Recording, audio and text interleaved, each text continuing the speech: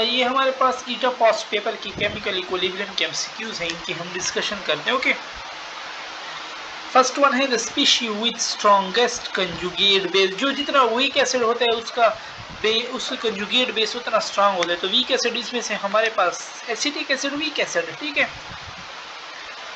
अच्छा, excess of barium sulfate was dissolved in pure water at 25 degree. If KSP is this, what is the concentration of barium ion in water?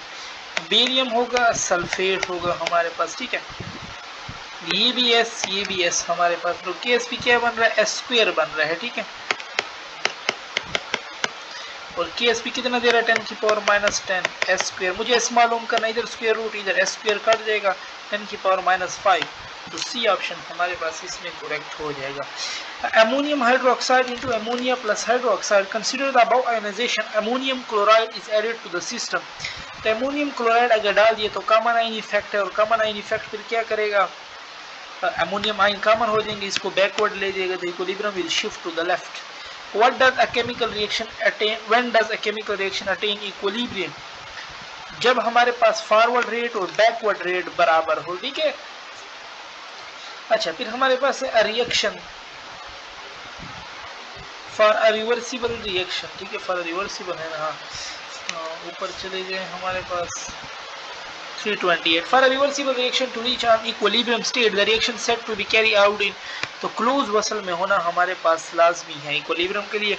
Forces controlling the reaction are proportional to the product of the active mass, ये हमारे पास law of mass action की definition है, ठीक है।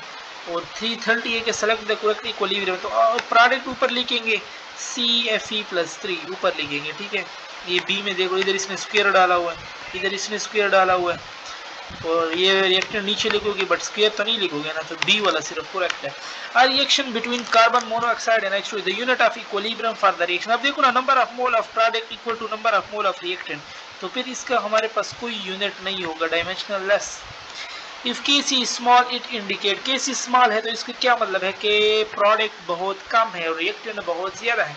Consider the chemical reaction, ठीक है। ये देखो ना, ये रेडिकल है और ये हमारे पास एक स्टेबल क्लोरीन मॉलिक्यूल है, तो इसके Kc के बारे में आप क्या कहोगे? तो देखो ना, प्रोडक्ट बनेगा, प्रोडक्ट स्टेबल है तो इससे Kc बहुत ज्यादा होगा। कंसंट्रेशन पे डिपेंड करता है, ठीक है। मोल पे तो अब इस तरफ 2 मोल है, इस तरफ 1 मोल है, नहीं, कंसंट्रेशन पे डिपेंड करेगा। प्रोडक्ट का कंसंट्रेशन हमारे पास ज्यादा है, ठीक है, और उसका कंसंट्रेशन बहुत कम है।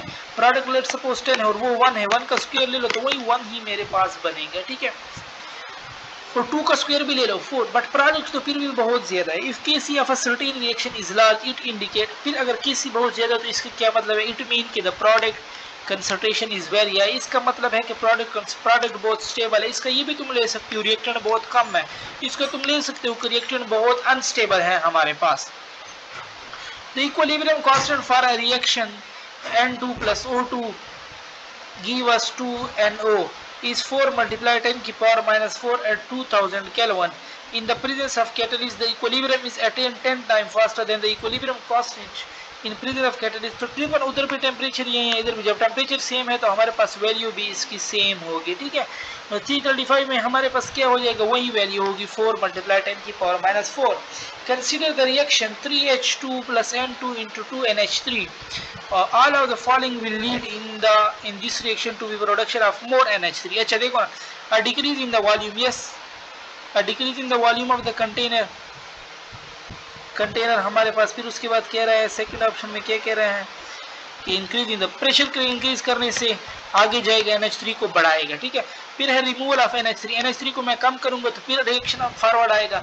इसी तरह increase in the pressure by adding nitrogen को मैं ऐड करूंगा फिर भी आगे आएगा। सिर्फ ए वाला ऑप्शन हमारे पास रहेंगे। वॉल्यूम को डिक्रीज करोगे तो इसका मतलब है तुम प्रेशर बढ़ा रहे हो, नहीं, इसका भी यही मतलब है फिर हमारे पास, ठीक है। तो ये भी फिर हमारे पास वही हुआ, डिक्रीज इन वॉल्यूम या इंक्रीज इन प्रेशर सेम बात है, ठीक है। तो इसमें कोई भी ऐसी बात नहीं है जो हमारे पास क्या करे रिएक्शन को फॉरवर्ड ना ले जाए। देखो ना, decrease in volume means increase in pressure, pressure के इंक्रीज करने से वो फॉरवर्ड जाएगा। इंक्रीज इन प्रेशर देखो ना, ये सेकंड वाला भी यही है, और डिक्रीज इन वॉल्यूम भी तो सेम बात है हमारे पास। फिर हमारे पास है H2 plus I2 this reaction is not affected. भाई इसका देखो ना, नंबर ऑफ मोल सेम है तो ये तो प्रेशर से भी इफेक्ट नहीं होगा हमारे पास और वॉल्यूम से भी इफेक्ट नहीं होगा। For reaction 3O2 into 2O3 Kc देखो बहुत कम है। Kc जब कम है इसका मतलब है हमारे पास के प्रोडक्ट बहुत अनस्टेबल है, प्रोडक्ट बहुत कम है, या मैं क्या कह सकता हूँ more reactant the forward reaction the backward reaction near goes to completion. ये डी वाला ऑप्शन हमारे पास बहुत सुटेबल है, ठीक है। और फिर हमारे पास है कि reactant formation in an endothermic, endothermic है तो टेम्परेचर इंक्रीज करो, नहीं रिएक्टेंट फॉर्मेशन, अच्छा रिएक्टेंट फॉर्मेशन की बात कर रहे हैं, ठीक है। Reactant formation in an endothermic would be favour by which are the following, decrease in temperature. देखो अगर इंक्रीज इन टेम्परेचर करोगे तो एंडोथर्मिक फॉरवर्ड जाता है, और डिक्रीज इन टेम्परेचर करोगे तो वो बैकवर्ड आएगा, रिएक्टेंट की तरफ आएगा। तो इसने यहाँ पे रिएक्टेंट वाला ट्रिक यूज किया, ठीक है। और कंसीडर द रिएक्शन 2SO2, इस तरफ 3 मोल है उस तरफ 2 है, the yield of SO3 will be maximum. तो देखो ना प्रेशर के बढ़ाने से भी हमारे पास ये मैक्सिमम होगा, तो प्रेशर जब बढ़ाओगे तो ये मेरे पास क्या होगा, फॉरवर्ड जाएगा, तो प्रेशर को इंक्रीज करने से तो फॉरवर्ड जाएगा मेरे पास, ठीक है। और हमारे पास ये एक एक्सोथर्मिक प्रोसेस है, तो एक्सोथर्मिक में टेम्परेचर को डिक्रीज करना पड़ता है, सी ऑप्शन। इसी तरह अमोनिया प्रोडक्शन भी एक्सोथर्मिक है, ठीक है। द वैल्यू ऑफ की ऑफ फॉर अ रिएक्शन तो is different at different temperature. Consider the following endothermic reaction. What will happen to the equilibrium if the temperature of the system, endothermic है temperature के बढ़ाने से क्या होगा हमारे पास right side पे जाएगा, ठीक है। और for the exothermic reaction forward reaction, exothermic है तो फॉरवर्ड रिएक्शन किससे जाएगा, अगर हम टेम्परेचर को क्या कर दें, डिक्रीज कर दें, ठीक है। 44 है कि consider the reaction this the yield of SO3 will, अभी हमने किया कि ये हमारे पास एक्सोथर्मिक है तो प्रेशर को बढ़ाओगे तो आगे जाएगा, और टेम्परेचर को कम करोगे तो temperature is decrease and pressure is increase, C option. और 45 है in the given exothermic and increase in yield will be favour by, exothermic है तो टेम्परेचर के कम करने से ये फॉरवर्ड जाएगा, और एंडोथर्मिक होता है तो टेम्परेचर के कम करने से ये बैकवर्ड आता है, ठीक है। The value of ionic product Kw is this eight 18 degree centigrade, और टेम्परेचर बढ़ा है तो वो ज्यादा हो गया, ठीक है। सो टेम्परेचर के बढ़ाने से ज्यादा फॉरवर्ड कौन जाता है, एंडोथर्मिक मेरे पास जाता है, ठीक है। 47 है हमारे पास के which is not correct about the manufacture of ammonia by Haber process. कौन सा हम the break opening of the nitrogen triple bond to form N two is the first step of the reaction is taken has, तो ये हमारे पास first step है, it is taken has highly endothermic, बहुत ज्यादा एनर्जी की, triple bond को तोड़ने के लिए तो बहुत ज्यादा एनर्जी हमारे पास यूज होगी, ठीक है। 48 है Kp is equal to Kc, जब डेल एन लेस देन 0 होगा तो इससे क्या मतलब है, फिर इसका मतलब होता है कि Kc ज्यादा है Kp से, ठीक है।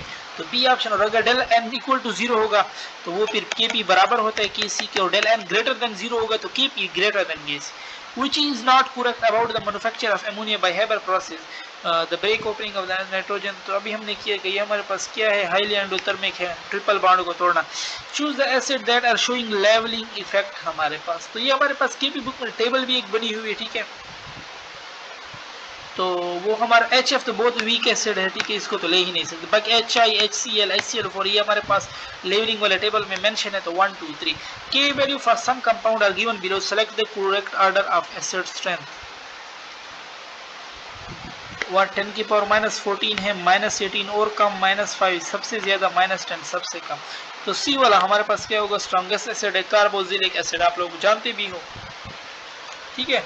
तो 351 में देखो कार्बोक्सिलिक एसिड 10 की पावर -5 के बाद -10 होगा, यानी -5 के बाद -10 C6H5OH, और उसके बाद होगा H2O, और उसके बाद अल्कोहल। और excess of silver chromate was dissolved in distilled water, its solubility was found to be this, what is the solubility product। अच्छा Ag2 है ना, तो ये 2Ag होता है, और क्रोमेट, तो अब इसकी जो वो होगा सॉल्युबिलिटी, एक 2Ag से मल्टीप्लाई होगा, साथ में क्रोमेट और ऊपर स्क्वायर भी होगा, ठीक है। तो 2Ag एक है 2.6 और ऊपर स्क्वायर, ठीक है, बी वाला, और वो तो उसी को सेम इसी तरह लिख लो, तो बी ऑप्शन हमारे पास इसमें करेक्ट है, ठीक है। 353 है हमारे पास कि aqueous solution of KBr was added to the aqueous solution of magnesium bromide due to common Brion equilibrium, due to reach the state of new equilibrium, which reaction will occur। कौन सा reaction हमारे पास होगा, कह रहा है कि aqueous solution of KBr है हमारे पास, ठीक है। पहले हम क्या कर लेते हैं, KBr का सोल्यूशन लिख लेते हैं। तो KBr मेरे पास किस में टूटेगा? KBr है ये मेरे पास टूटेगा के आयन में, ठीक है, और ब्रोमाइड आयन में। इसी तरह हमारे पास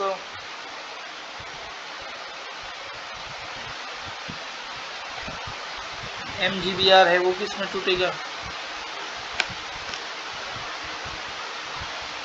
वो हमारे पास टूटेगा Mg और Br। अब Br हमारे पास कॉमन हो गए, ठीक है, तो Br के कॉमन की वजह से हमारे पास रिएक्शन किया जाएगा, बैकवर्ड पे जाएगा। अब K तो हमारे पास स्ट्रांग है, तो रिएक्शन हमारे पास इसमें कौन सा होगा? Kr तो स्ट्रांग है ना, वो तो ज्यादा डिसोसिएट हमारे पास होगा, ठीक है। तो हमारे पास जो मैग्नीशियम है, ब्रोमाइड है, ये वापस जाएगा, हमारे पास मैग्नीशियम ब्रोमाइड बनेगा, ठीक है। इसकी डिसोसिएशन होगी मैग्नीशियम, यानी इसको हम बैकवर्ड में इनको ले जाएंगे,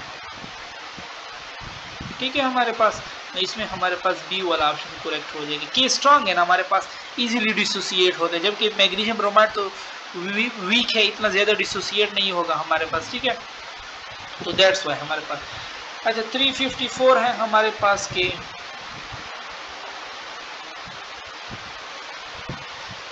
मैं आपको फिर भी कंफर्म कर देता हूँ कि ये हमारे पास कौन सा रिएक्शन है। KBr है, ठीक है, सही है बस।